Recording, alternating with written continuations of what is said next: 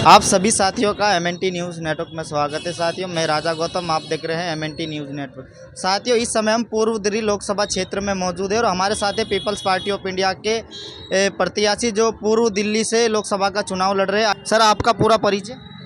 सुरेंद्र सिंह बसोया, पूर्वी दिल्ली लोकसभा क्षेत्र से पीपीआईडी के उम्मीदवार।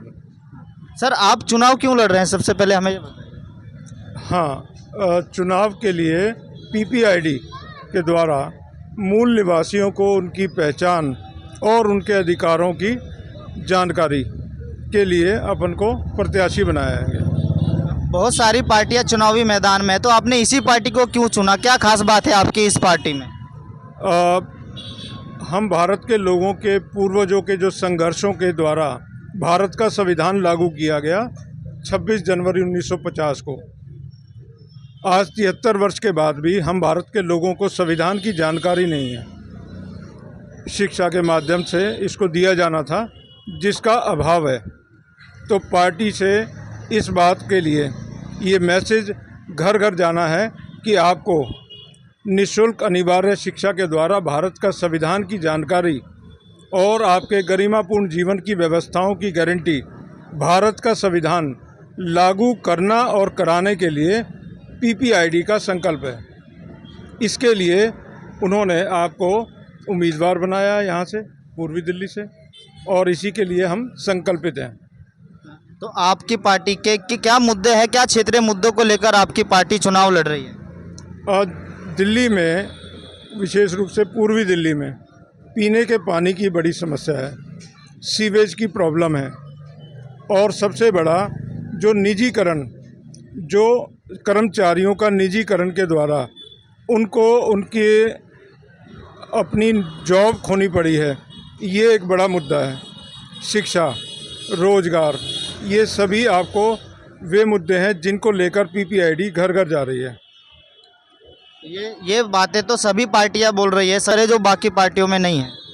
हाँ, ये बड़ा रोचक विषय है कि पीपीआईडी पहली वो पार्टी है जो भारत का संविधान अपने क्षेत्र के सभी लोगों को बताना, उनकी पहचान मूल निवासी के तौर पर कराना, और अन्य किसी पार्टी के द्वारा आपको 73 वर्षों में ऐसी पहचान बताने वाली और आपको अपना मूल निवासी घोषित करने वाली पार्टी नहीं मिलेगी।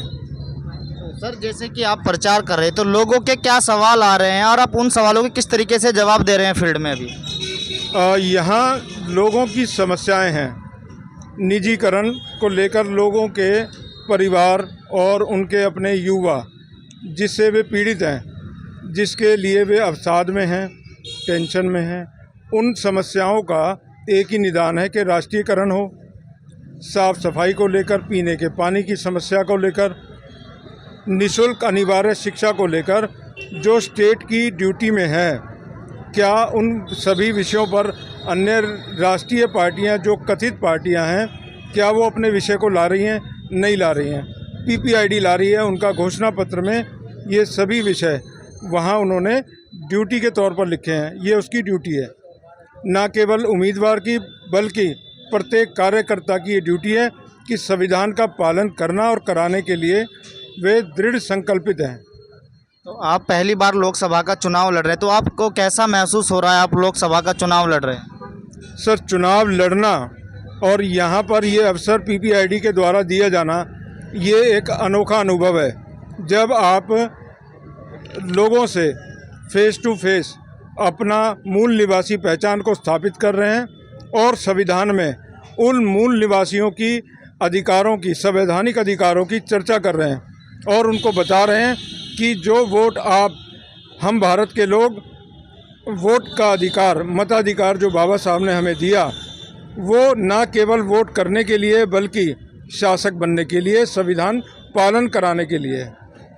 तो जो पूर्व दिल्ली लोकसभा क्षेत्र की जनता है, तो क्या अपील करना चाहेंगे आप जनता से हमारे चैनल के माध्यम से?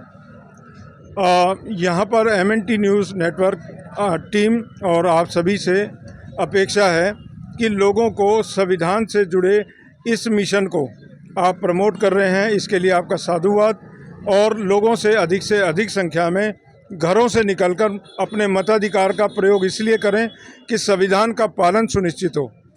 और संविधान विरोधियों को ये कड़ा संदेश जाए कि संविधान का पालन करो वरना कुर्सी खाली करो। MNT न्यूज़ नेटवर्क को सब्सक्राइब करें, लाइक और फॉलो करना ना भूलें। साथ ही बेल आइकॉन दबाकर जन जागृति की मुहिम में जुड़े रहें।